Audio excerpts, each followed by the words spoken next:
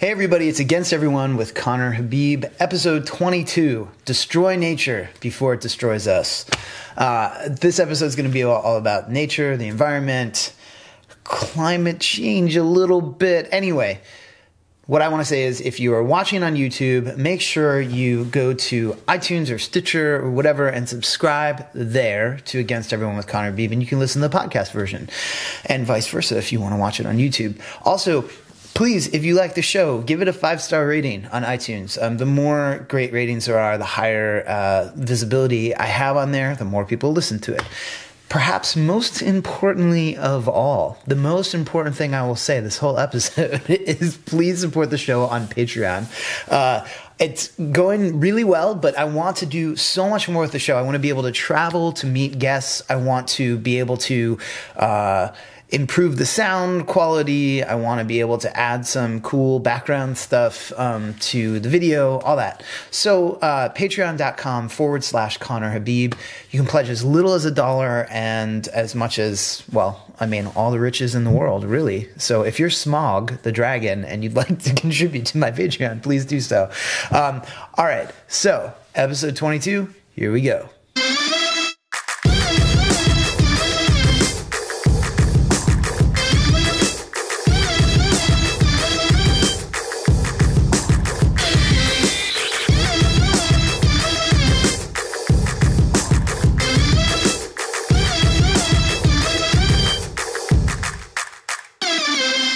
Hey everybody, it's episode 22 of Against Everyone with Conner Habib, Destroy Nature Before It Destroys Us. My cheery title comes from the fact that obviously we are all talking about environmentalism these days. We're talking about climate change, about the end of the world. I'm not going to get into climate change denialism or alternate theories of what's going on with Earth systems. Don't worry. I'm not going to go there in this episode, but I do want to talk about something that I do think is flawed about our environmental narratives. It's a conceptual flaw, and I think if we look at it and improve it, it can help us better approach our views of environmentalism and what to do about the environment at all. And that's the concept of nature. For me, this concept, nature, is a huge problem. And since that concept of nature is a huge problem, that means by extension, the concept of the environment, of the planet, of environmental catastrophe, all that kind of stuff is all going to be very difficult to sort of clear up and approach in a real way without figuring out what's wrong with that concept of nature. So that also includes, the ideas of preserving nature or being a steward for Mother Nature, or whatever that is. But why is that a problem for me? Why, Conner? Why? Why can't you just let us have a fucking word like nature and just be okay with it? Well, because nature is one of our most poorly defined concepts. I might ask you, or anyone, what is nature anyway? And a lot of times you get sort of a funny answer, It's kind of like if I ask someone what porn is, they might not be able to define their terms. They'd be like, well, nature is like, like trees, like dolphins and shit, the sky, bugs under rocks. It's this idea that nature is somehow things that don't have a human origin. There's generally something pastoral about it. The idea is the stuff that's not human made. It's not us, nature and shit. Yeah, nature. Go outside, see nature, What that means is nature, the concept, provides us with a sense of distance. There's a distance between us and something else. It's a conceptual distance. So there's humans and there's human acts and human creation, and those aren't nature, at least not in the same way that the rest of nature is nature. And that is embedded in all our environmental narratives we have now. So let me just sort of go through some of these environmental narratives. We have the environmental narrative of going green or sustainability, the environmental narrative of neo-primitivism, which you might not know, but I'll get into it, and the environmental narrative of deep ecology. These are three of some. There are obviously other environmental narratives, but these are the ones I want to bring up today. I think they're the three sort of main ones that people think about. So first there's going green and sustainability. And that relies on that concept of nature in so much as, hey, we're out of touch with nature's rhythms and ways, her gentle ways, and we need to get back in touch with them. We need to recycle, we need to use solar and wind power and biomimicry. And so instead of disrupting nature, we need to flow with nature. The fact that we're out of touch with the patterns, that we're out of sync with the patterns, means that we're distant from them. So we're somehow, as human beings, extracted. We've extracted ourselves from nature and are therefore disrupting it. We're acting on it. Neo-primitivism is that sort of tear down the cell phone towers and, learn to grow your own broccoli while everything collapses. It's sort of working with the environmental collapse and hoping for the end of civilization. Well, again, it's the same thing. We're separate from nature. We've disrupted it. We've really screwed it up. So we've got to work with nature's power to collapse.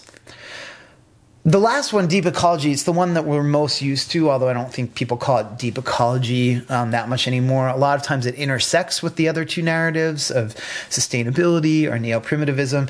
The idea is that nature, the natural world, has value in and of itself, and that human beings are just a part of nature. So they've noticed this gap, this weird separation, while humans are part of nature. And they say, human beings are not some special category. They're just natural. This idea came to combat the idea of dominating nature, in the Bible, that we, can control everything, that it's all for us, right? And so it's like the human being as a singular species is a false concept. We're part of nature. I'm part of nature. You're part of nature. It's all nature. I mean, after all, we come from a long line of ape-like creatures, and so our buildings are like termite mounds, or McDonald's is like a watering hole with McNuggets or something. But anyway, I think that we sense, even though it tries to sort of close this gap by saying that it's kind of just sort of cute and false.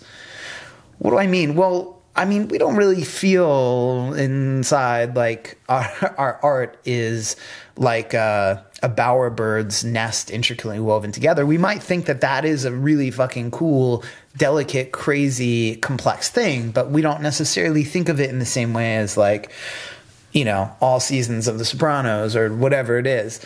We think that there's some distance between these two things. So what I'm calling attention to here is that deep ecology idea of trying to weld these two things together. Well, yes, humans aren't separate from nature. Humans are part of nature.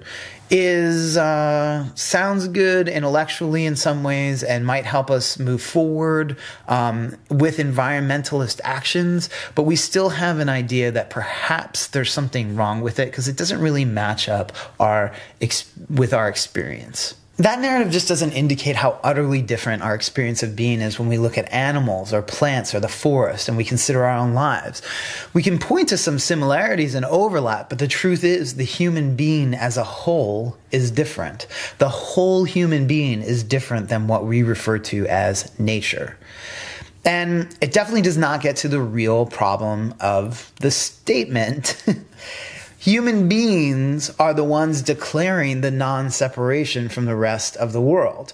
We're the ones making the grand declaration that we're just like everything else, but we're the ones saying it. So, we're just like everyone else, but we're the only ones that can say it and will say it. So what does that mean? That we've bestowed upon ourselves that power? That separation is still there, and it has to be. It's tacit in the concept of environmentalism and of climate change and whatever. It's this idea that we have fucked up, right? We've knocked everything off course, and only we, through our complex and amazing governments and heroic corporations and recycling and buying 7th generation paper towels and Kashi peace flakes or whatever the fuck, we can stop it. But if we're part of nature, then climate change is simply a natural process. Then environmental collapse is simply a natural process, no different than any other natural processes, because we're natural agents just making things happen. The processes would be value-free. I mean, some people do actually say this, but they're not, by and large, the loudest voices. So you see, that separation remains. We're actors acting on nature. And that's why a lot of these narratives have such a failure at creating large-scale environmental consciousness that leads to change. I'm not saying that nothing good has ever come of environmentalism. Of course it has.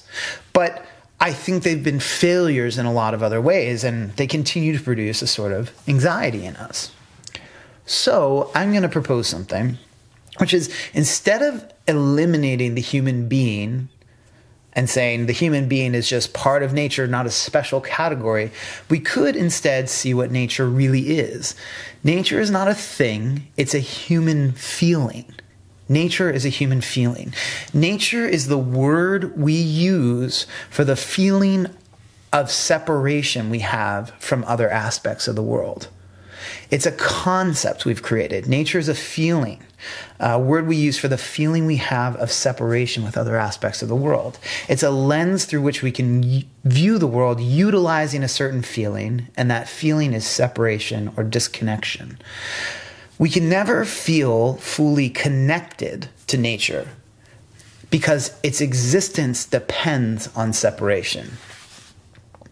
In fact, nature is derived from a word meaning birth or born, even at its root. So even just in that word itself, it denotes it's somehow created by a parent or a progenitor. That's us. We're the ones that created nature.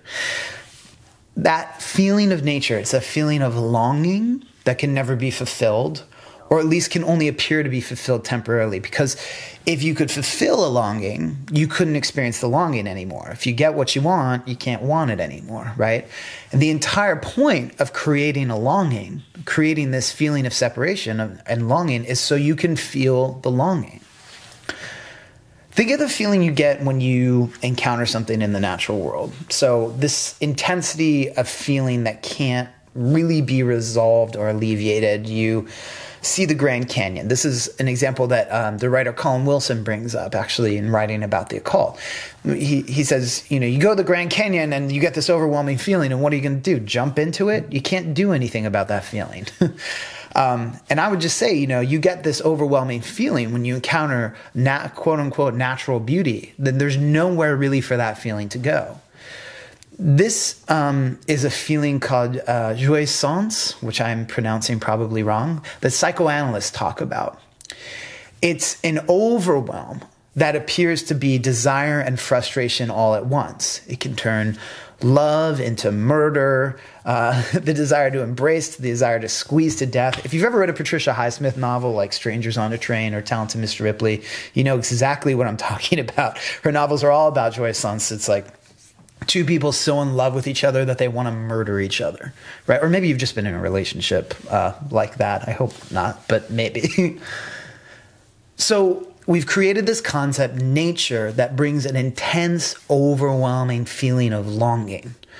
I could talk about the origins of this concept, but there's plenty out there about the so-called invention of nature and the natural world. I'm more interested here in what the consequences of that concept are and what to do with the concept and how to reroute it. So let's examine more this sense of separation, this nature, so we can understand its consequences and its tensions. To do that, I want to talk about a psychoanalytic concept called the death drive a bit. People think, if they've ever heard of the death drive when they hear of Freud, they might think the death drive is about wanting death, like some people want to have sex. But that's not it, or at least that's not it anymore. Psychoanalysis has gone through a lot of reiterations. The death drive is a drive to preserve a state of longing. So when Freud came up with the death drive, his theory of the death drive, he was witnessing his grandson with a reel, like a little wheel kind of thing attached to a string, and he would throw it, and then he would retrieve it. Okay, it's gone. Now it's here again. So he would throw it and pull it back. It's gone, and then you pull it back. It's here again. And Freud realized that the casting of the away of the reel was the desired state, the longing to pull it back. His grandson was throwing it away because he wanted it to be gone. He realized that there was an enjoyment of separation, an enjoyment of ridding yourself of something. And that enjoyment was in some sense incomplete if you only just had something. You had to want to have. That's why you enjoyed continuously throwing it and bringing it back. If you just wanted to hold it, you would just hold it.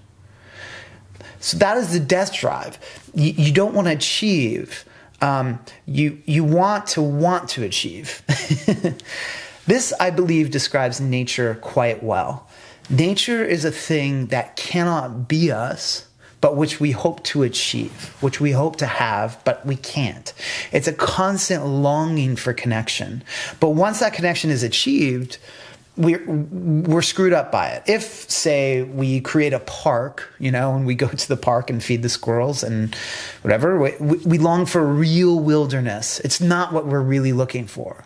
I mean, who doesn't long for a walk in the woods? But we can't have the same leisurely experience of walking in the woods if we live in the woods. I lived in the woods. It becomes a different experience. It can feel like nature, but you want to go deeper into the woods to get lost. Nature's an aspect of the world that we have artificially banished so we can reclaim it. It's like that reel and the string. We've thrown it away because we want to reclaim it. We banish and destroy our primary experience of the world. I'll get to what this experience is a little later. We banish it and we replace it with a concept of distance and longing. We romanticize nature. We say we'll save the planet. Right? So I'm going to cast this away and I will save it. I will bring it back. We even make objects of nature all around us. We turn trees into tables and chairs and houses, so we're haunted by the presence of what we lack, of what we don't have. In some way, the concept of nature is the exhibition of the death drive. It's the externalized exhibition of the death drive, or the projection of the death drive onto the world. I know that's a lot, but just keep rolling with me, like that reel. There are all sorts of consequences to having this concept of nature. So first, it's why all environmental narratives depend on imagining collapse, either of nature or just the collapse of mass death, because one can't focus on nature without feeling a feeling of total longing, of unfulfillment, of loss. We should ask ourselves what it means when people are thinking about the destruction of every person alive when we think about nature. I mean, that's pretty profound that those two things are bound together in our heads. And I'm not saying every person alive might not die. I'm just saying it's a concept we need to investigate. Second, the only way to be connected to nature is to destroy it or to destroy ourselves. Again, think of the Patricia Highsmith novel. The only resolution is destruction of the other or the self or both. This is why we're destroying, quote unquote, destroying the planet, or creating narratives that we're destroying the planet, because we want to be in touch with something that's untouchable. We want to feel the presence of total desperation in the face of separateness. Let me explain that a little bit more, because that's a little mouthy.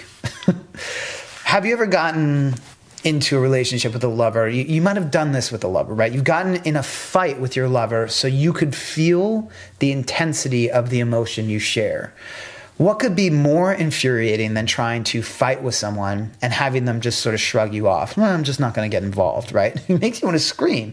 Sometimes we fight with people we love so we can feel the intensity of the feeling that we've lost. Things have been kind of flatlined. We get in a fight. We feel that intensity. We want our partner and ourselves to exhibit an intensity of feeling, but we elicit it by exemplifying and emphasizing the feeling of separation between us. What if, instead of viewing nature as something that was separate, instead of doing the parlor trick of saying that the human being doesn't exist in any special way and nature has intrinsic value, we adopted instead an environmental narrative that destroyed nature, that destroyed the concept of nature, and instead emphasized the human being. So let's get rid of nature as a special category. So in other words, let's understand nature as a category that we created. Then everything starts to get blurry and we begin to assess anew. The lines between pollution and clean air, the lines between forests and cities, the lines between the living and the dead, they all become related to our desires and our concepts and our ideas. That makes a big difference in how we decide to approach, and actually makes us a lot more responsible for our actions. Let's go a little further here just to give a hint of where I'm coming from. Let's call in the occult to understand this for a bit. Here's a quote from Paracelsus, who's a 16th century physician. He basically founded modern medicine, but he also activated some magic in modern medicine. Okay, here's his quote. "Everything we eat and drink contains our flesh and blood, but we do not see it. They are human flesh in mysterio. All external things are nothing other than the body of the human being. Bread is blood, but who sees it?" What does Paracelsus mean by this sort of perplexing quote? Well, he means a lot of things, because Paracelsus was really brilliant, but here's part of what he means. The world is always an extension of us. The world is an extension of us, and that instead of seeing nature as a concept of separation, we see it as an extension of what we think, feel, and want. So let's start with us. Instead of jumping out there and trying to make it all make sense as if we're not related to it, or related to it because we're not real, just pay attention to yourself right now. Do an experiment. This is how you experience everything. You see, just look around you. It's all being apprehended by you and your thoughts. The sounds that are going into your ears, you're hearing that. The world is apprehended through consciousness states, not through objects. That includes the concepts that are issued, that nature is not a part of us. We can construct that concept, of course, but it's still a concept that came from your consciousness. It's a recursive extension, a reel attached to a string. We can pretend to separate it out if we want. We can disguise that it is attached and controlled by us. But if we're going to do that, if we're going to create a narrative of separation and longing, it should be for a good reason, and it should yield good consequences. So instead of thinking the world is out there, and that's nature, and there's us, what if we considered that out there world, who sees it, as Paracelsus said, we see it as part of us. This concept is a sort of refined solipsism, or it's what I call a radical phenomenology. It's really foundational to my philosophies and the philosophies of occultists and phenomenologists and radical anthropologists. I'm going to develop it in future issues, and I'm going to develop it in future episodes. And I taught a course called "What is the Occult?" that was based on this.